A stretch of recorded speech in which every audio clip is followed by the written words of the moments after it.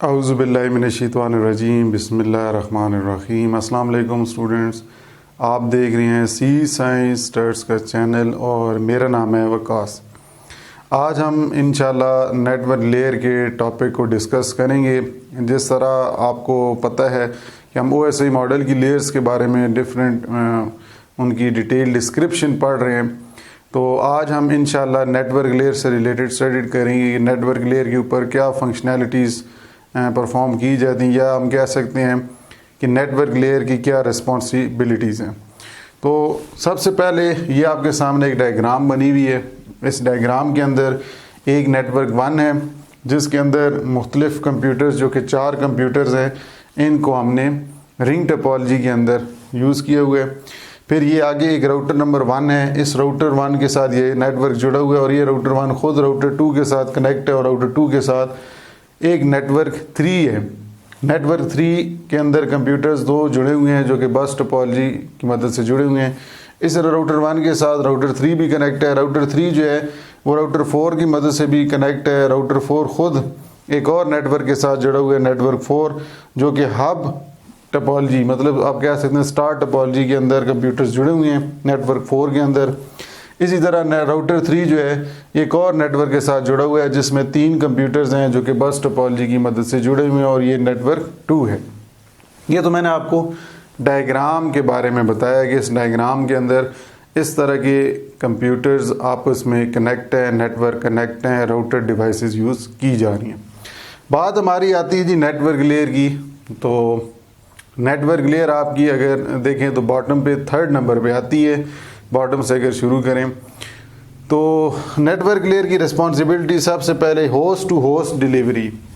Host to host delivery से मुराद आप ये कह सकते हैं मशीन टू मशीन जो है डाटा ट्रांसफ़र किया जाता है, या सोर्स टू डेस्टिनेशन। मतलब कहने का ये है कि यहाँ पे अगर फर्ज करें C1 कंप्यूटर है, इसने अगर डाटा भेजना है यहाँ पे इस नेटवर्क 2 के C1 को, तो ये डायरेक्टली जो डाटा यहाँ से यहाँ पे नेटवर्क लेयर की मदद से भेजा जाएगा। अब सवाल यहाँ पे एक और बात यहाँ पे आती है कि अगर बात करें, हमने कहा कि जी होस्ट टू होस्ट का मतलब ये है कि सर्वर से, मतलब सर्वर नहीं, होस्ट टू होस्ट है ना। तो एक क्लाइंट जो है, एक क्लाइंट जो कि हो सकता है सोर्स है, वो डाटा भेज रहा है डेस्टिनेशन पे दूसरे क्लाइंट को, ठीक है। एक क्लाइंट सोर्स है जो कि हम मिसाल के तौर पे ये सोर्स है, और यहाँ पे ये जो C2 है ये डेस्टिनेशन है। यहाँ पे एक सोर्स और एक डेस्टिनेशन है। अब नेटवर्क लेयर के ऊपर ये होता है कि ये सोर्स से डायरेक्ट डेस्टिनेशन पर जो डाटा भेजा जाता है वो नेटवर्क लेयर की मदद से परफॉर्म किया जाता है। अब यहाँ पे डायरेक्ट डाटा जाता है, लेकिन डाटा लिंक लेयर के ऊपर हमने ये पढ़ना है, जो कि आगे हम स्टडी करेंगे भी। उस पे ये होता है कि ये डाटा इस कंप्यूटर से इस नोड पे जाता है, फिर इस नोड से इस नोड पे जाता है, फिर इस तरह करके नोड टू नोड। जो डाटा लिंक लेयर हम आगे स्टडी करेंगे उसके अंदर जो डाटा है वो आपका नोड टू नोड जाता है, लेकिन सोर्स से डेस्टिनेशन तक दूसरे नेटवर्क के ऊपर डाटा भेजने के लिए नेटवर्क लेयर की जिम्मेदारी होती है। नेक्स्ट हम बात करते हैं जी लॉजिकल एड्रेसिंग।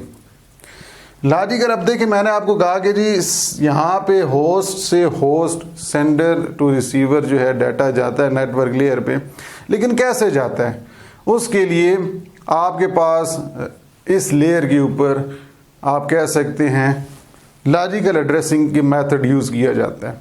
अब लॉजिकल एड्रेसिंग क्या होता है? लॉजिकल एड्रेसिंग के अंदर आईपी प्रोटोकॉल को यूज़ किया जाता है। जिस तरह आपको पता है प्रोटोकॉल्स बहुत ज़्यादा ज़रूरी हैं डिफरेंट नेटवर्क्स के दरमियान कम्युनिकेशन कराने के लिए। जो डिवाइसेस उन नेटवर्क के अंदर इस्तेमाल की जाती हैं उनके लिए ज़रूरी है उन प्रोटोकॉल्स के ऊपर अमल दरामद करना। अगर आप उन पे अमल नहीं करते तो वो कम्युनिकेशन सक्सेसफुली नहीं हो सकेगी। तो इसी तरह इंटरनेट प्रोटोकॉल जो है ये इस लेयर के ऊपर काम करता है। हमने पिछली लेयर जो कि ट्रांसपोर्ट लेयर थी उसके अंदर हमने ये पढ़ा था कि ट्रांसपोर्ट जो लेयर है उसके ऊपर TCP और UDP ये प्रोटोकॉल यूज़ किए जाते थे। ज़्यादातर काम TCP से लिया जा रहा था। इसके अंदर नेटवर्क और होस्ट आईडी जो होती है वो हम आईपी के अंदर बताते हैं। अब देखिए मैं आपको कह रहा हूँ ना, ये जो नेटवर्क 1 है ये नेटवर्क 2 के साथ जुड़ा हुआ है। तो बेसिकली नेटवर्क लेयर क्या करती है, नेटवर्क लेयर के ऊपर जो ज़्यादा डिवाइस डाटा लेके जाती है वो राउटर ही होता है।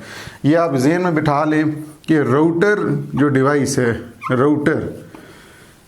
राउटर डिवाइस इस नेटवर्क लेयर के ऊपर ज़्यादातर काम करती है। और ऑब्जेक्टिव में भी ये कुछ क्वेश्चन आता रहता है कि on which layer router resides, router किस लेयर पे काम कर रहा होता है, तो नेटवर्क लेयर के ऊपर करता है।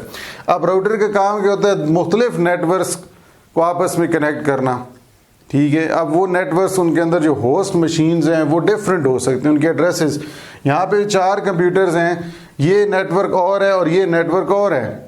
अब हर नेटवर्क के अंदर जो होस्ट मशीन है उनका एक अपना एक एड्रेस होगा, उसको हम कहेंगे होस्ट आईडी, ठीक है। वो उसकी होस्ट आईडी होगी, मतलब जो भी मशीन है, यहाँ पे मिसाल के तौर पे C2 को भेजना है तो इसका एक अपना आईडी होगा, मतलब इसका अपना एक नंबर होगा इस नेटवर्क के अंदर। अब ये जो नेटवर्क है, यहाँ पे भी है, एक ये भी है, एक ये भी है, ये 4 नेटवर्क हैं।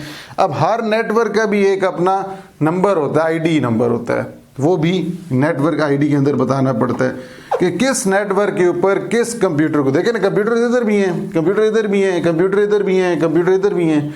हमने जिसको डेटा भेजना है, क्योंकि हमने इस नेटवर्क से तो भेजना है, आगे 3 नेटवर्क हैं, किस नेटवर्क को भेजना है उस नेटवर्क की आईडी हमें पता होनी चाहिए, ठीक है। जिस मिसाल के तौर पे अगर आपने किसी को लेटर भेजना है, खत भेजना है, तो आप उसके ऊपर उसका नाम और पता लिखते हैं। अगर वो ना लिखें तो वो सही डेस्टिनेशन पर नहीं पहुंचता। तो ये समझ लें कि ये उस नेटवर्क के बारे में जो आईडी है वो हम लिखते हैं, उस कंप्यूटर को जिसको भेजना है उस नेटवर्क के अंदर जो होस्ट है उसका आईपी होगा, जो आईडी, वो हम आईपी एड्रेस में बताते हैं। आईपी प्रोटोकॉल ये है बेसिकली।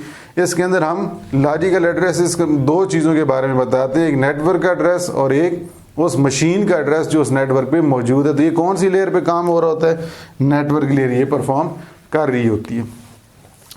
अब बात करते हैं राउटिंग। यहाँ पे मैंने लिखा है RIP, रेस्ट इन पीस नहीं है, RIP का मतलब है राउटिंग इंफॉर्मेशन प्रोटोकॉल।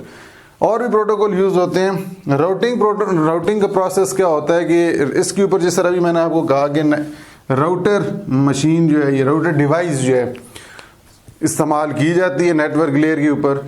तो राउटर इतनी इंटेलिजेंट डिवाइस है कि ये शॉर्टेस्ट पाथ डिसाइड करती है, क्योंकि इसके अंदर डिफरेंट एल्गोरिदम्स लिखे होते हैं। उन एल्गोरिदम्स को ये डिवाइस यूज़ करते हुए मुख्तलिफ नेटवर्क्स के दरमियान शॉर्टेस्ट रूट या शॉर्टेस्ट पाथ को डिसाइड करती है कि किस पाथ के ऊपर सेंडर से रिसीवर की तरफ डाटा भेजा जाए बहुत ही कम वक्त के अंदर। तो मुख्तलिफ एल्गोरिदम्स इस डिवाइस के अंदर यूज़ किए जाते हैं। अब हर लेयर के ऊपर डिफरेंट डिवाइस यूज़ की जाती है, जिस तरह स्विच हो गए और राउटर्स हो गए, ये नेटवर्क लेयर पे यूज़ होते हैं। डाटा लिंक लेयर के ऊपर ब्रिजेस डिवाइसेस का इस्तेमाल किया जाता है।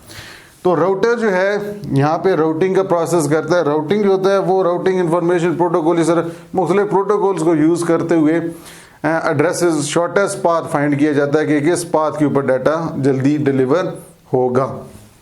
तो ये सेंडर से रिसीवर अगर राउटर मुख्तलिफ लगे हुए हैं, अब ये देखिए यहाँ पे ये राउटर इस राउटर के साथ भी कनेक्ट है, ये राउटर इसके साथ भी कनेक्ट है, फिर आगे जाके नेटवर्क। आप जब सेंडर और रिसीवर भेजेंगे तो उनके दरमियान मुख्तलिफ राउटर्स होंगे, उन राउटर्स में से कौन सा शॉर्टेस्ट पाथ यूज़ करना है तो वो राउटिंग इन्फॉर्मेशन की बेस पर किया जाएगा। और ये राउटिंग इन्फॉर्मेशन जो शॉर्टेस्ट पाथ है कौन डिसाइड करता है, राउटर खुद डिसाइड करता है।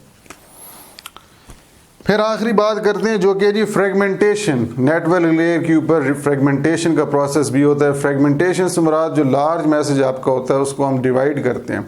अब मिसाल के तौर पे अगर ये राउटर यहाँ पे जाता है तो इस राउटर से आगे जब डाटा भेजेंगे अगले राउटर पे, तो ये हो सकता है कि अगले राउटर की कैपेसिटी इतनी ना हो, उसका जो बफर साइज होता है, बफर साइज मतलब उसका अपना जो साइज होता है डाटा रिसीव करने का, उसकी उतनी कैपेसिटी ना हो और भेजने वाले का डाटा की कैपेसिटी ज़्यादा हो।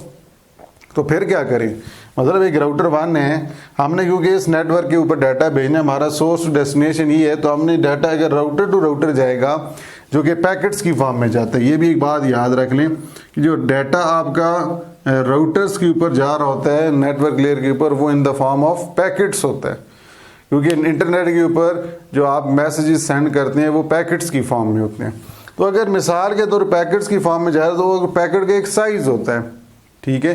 अगर हो सकता है वो जो साइज़ राउटर 1 भेज रहा है राउटर 2 पे, तो राउटर 2 की इतनी कैपेसिटी ना हो वो लार्ज मैसेज को रिसीव करने में, तो फिर हम क्या करते हैं, नेटवर्क लेयर फ्रेगमेंटेशन का प्रोसेस करती है। फ्रेगमेंटेशन क्या होता है कि आप उस लार्ज मैसेज को छोटे छोटे पैकेट्स में डिवाइड करते हैं ताकि जो नेक्स्ट राउटर है उसकी कैपेसिटी के मुताबिक भेजा जाए। वो राउटर जो अगर उसकी कैपेसिटी के मुताबिक भेजा जाएगा तब वो आगे फर्दर डिवाइड करेगा। इस तरह मैसेज डिलीवर भी जल्दी होगा और कोई प्रॉब्लम भी नहीं आएगी। तो फ्रेगमेंटेशन इस लेयर के ऊपर परफॉर्म की जाती है, मतलब लार्ज मैसेज को स्मॉल पैकेट्स के अंदर भेजा जाता है और रिसीविंग साइड पर दोबारा उसको रीअसेंबल करके मैसेज को रिसीव किया जाता है in network layer, using network layer perform करते हुए। तो ये आपकी जी वर्किंग थी नेटवर्क लेयर से रिलेटेड। उम्मीद करता हूँ कि आपको ये टॉपिक समझ आ गया होगा।